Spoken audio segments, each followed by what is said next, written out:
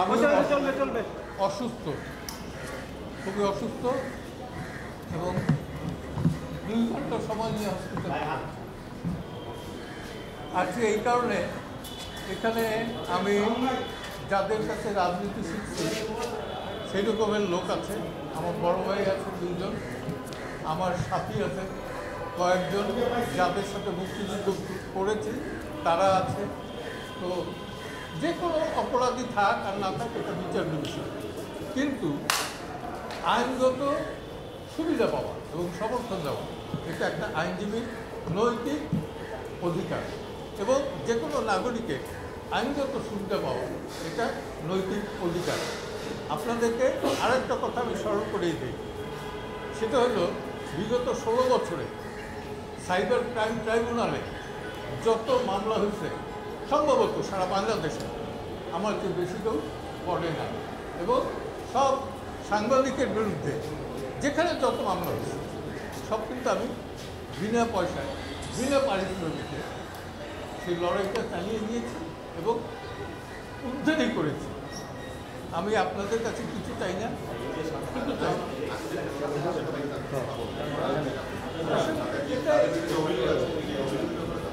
অভিযোগ সম্পর্কে তারা নিজেরাও জানে, সত্যিটা বলছে তারা নিজেরাও জানে না, তাদের ধারণা নেই।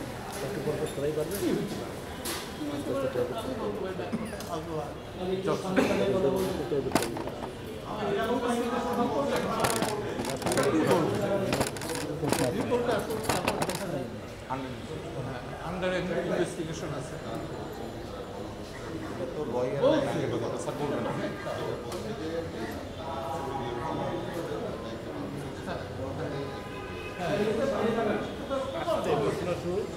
এটা তারা প্রমাণ করবে, প্রমাণ করলে পরে তখন দেখা যাবে, তখন আমি আর্গুমেন্ট আনবো যে কীভাবে এখনকার বিষয় প্রিলিমিনারি একটা আলাপ হাই হ্যালো করা, আমরা কীরকম আছি তারা কীরকম আছে। আমি নিরপেক্ষহীনতা আমার না, আমার নিরপেক্ষতা তো এক দিতে পারে আল্লাহ। আই বিলিভ ইন অলমাইটি আল্লাহ, আল্লাহ বাদে কেউ আমার জীবন নিতে পারে। হুমকি তো আছে, ওটা বরাবরই।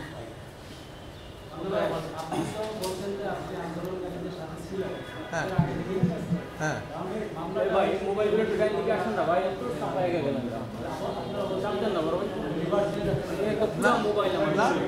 আমি আন্দোলন করছি কোটার বিরুদ্ধে, তারা ছিল কোটার বিরুদ্ধে, আমি কোটার বিরুদ্ধে তাদের আগে থেকে আন্দোলন করছি। যেদিন থেকে দেশ স্বাধীন হয়েছে এবং সার্টিফিকেট বিতরণ হয়েছে সেই দিন থেকে সেই সার্টিফিকেট কোটার বিরুদ্ধে আন্দোলন করি। একা ছিলাম, এখন সংখ্যা বাড়ছে। রাতারাতি তারা যখন অন্য পরিচয় দিল তখন তাদের সাথে থাকার প্রশ্ন আসে, এবং আমি উজান গাঙ্গের নাইয়া। আমি সবসময় ছিলাম প্রতিবাদী, যখন ক্ষমতা আসে সেই ক্ষমতার সাথে তাল মিলাইতে পারি। This is my character. এখন এটা আমি কী করবো, আল্লাহ তাআলা সৃষ্টি করি।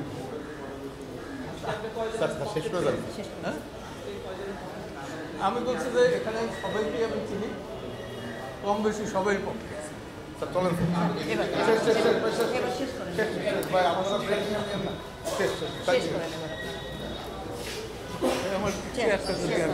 আমার